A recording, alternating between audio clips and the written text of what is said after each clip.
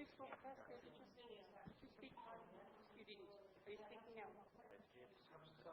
right.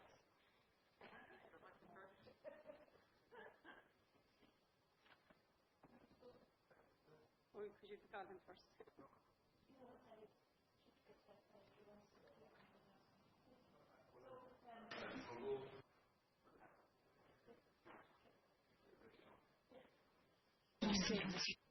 Statements on social protection resumed. I'd like to call on Senator van Turnhout. You have 5 minutes, Senator. Very much. Welcome, Minister, to the House. I think we're all very acutely aware of the facts. We're reminded on a daily basis of the serious financial difficulty that we're in, the shortfall of 16 billion, the requirement under the terms of the EU-IMF bailout agreement to reduce our borrowing by for 2013 by 3.5 billion. The budget that your department has, Minister, which is 20.5 billion, which accounts for 40% of overall government expenditure. And Minister, I'm very aware that you're required to reduce your department's budget by 540 million in 2013. So I do appreciate the difficult decisions that have to be taken and the cuts that need to be made. And perhaps building on what my colleague Senator Sapone said last week in the first part of this debate, I do have a question over how these cuts are made and against whom, and they are ultimately political decisions. And for me, I suppose there's nothing more disheartening as a senator than to feel that my interventions about any budgetary cuts are futile in the face of a done deal. And I therefore welcome your reassurance, Minister, that no decisions have been finalised in respect of Budget 2013. We do need to stop plugging the dam and looking for immediate savings, which are ultimately, I believe, bankrupting us of our moral fibre. We need, as a government and as a society, to firmly establish our red lines, the values and principles that we are all unwilling to yield from. So example of these values were, for me, aptly articulated yesterday in the AB room by the Community and Voluntary Pillar when they presented an alternative budget for 2013 with values such as dignity, sustainability, equality, human rights and working for the common good. Such values inherently seek to protect children, the elderly, the disabled, the weak, the vulnerable and the marginalised, and they make for a value system I support and endorse.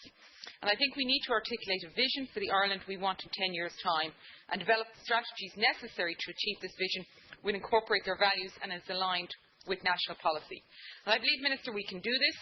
I don't agree that Ireland is bound by the current policies for achieving the 3.5 billion reduction in borrowing as set out in the Ireland's Letter of Intent Memorandum of Economic and Financial Policies and Technical Memorandum of Understanding of the 20th of August inst. And Minister, within that document, I note the paragraph that follows the proposed revenue measures and expenditure reduction in the said memorandum, which states, and I quote, "Without prejudice to the minimum consolidation amount referred to in the previous paragraph and to the requirements to achieve the agreed fiscal targets, the Government may, in consultation with the staff of the European Commission, the IMF and the ECB, substitute one or more of the above measures with others of equally good quality based on the options identified in the comprehensive review of expenditure." Minister, I'm not alone in reading this to mean that Ireland is free to change the methods through which the requisite saving is made once we make the saving. And on that point, Minister, I was very interested to note that Social Justice Ireland agreed with 130 of the 131 recommendations made by the Commission on Taxation, the report in 2009, about tax breaks, bar its one recommendation on child benefits. So there are lists of savings that are possibly there. And I do strongly encourage the Government to consider the proposals that were there. And I do ask this on behalf of the more than 700,000 people in Ireland, of which 200,000 are children who are at risk of poverty, and the more than 1 in 4 children between the ages of 12 and 17 already living in poverty. And the Library and Research Service gave us a very good presentation earlier this morning on the Silk survey and really showed that households with children are more disadvantaged, more likely to enter into poverty. So the figures are there to show it to us. And the reality, Minister, is I believe our current policy is not working. It may be satisfying the Troika, it may be meeting our international requirements, but it's not working for the raft of Irish people who are bearing the brunt of cuts. And I suppose when I was thinking about preparing for today, Minister, I was thinking, for the Troika, we have a multi-annual plan. Education are looking at school infrastructure and responding to the changing demographics and have a multi-annual plan. Our job strategy plan, action plan for jobs, brings us up to 2016. And I think actually the people are missing. What is the plan in regards to the people of the country? Where is the plan? And I talk to my friends who are holding on to their savings, and we're being encouraged to spend. But when you don't have that future knowing what is the plan for the people, that is an issue. Then those who are living in extremely marginalised, vulnerable conditions don't know where the safety net is. They feel it keeps moving. So they're walking on this tightrope and they're saying, where is that safety net? It's moved again.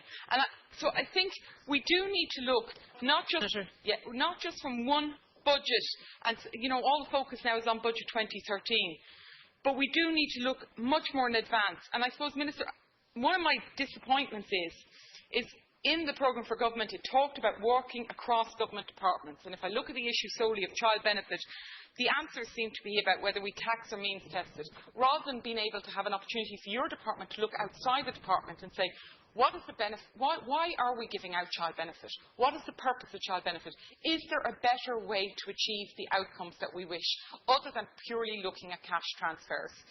So, Minister, I suppose I'm trying to encourage you, but also encourage your colleagues around the Cabinet, not to just simplistically look at cash savings, but let's have a plan for the people and say, this is where we're going. We can do it for jobs, we can do it for the Troika. Can we do it for the people of Ireland? Senator Kelly, you have 5 minutes. Thank you, Chairman. Minister, again, you're welcome to the House.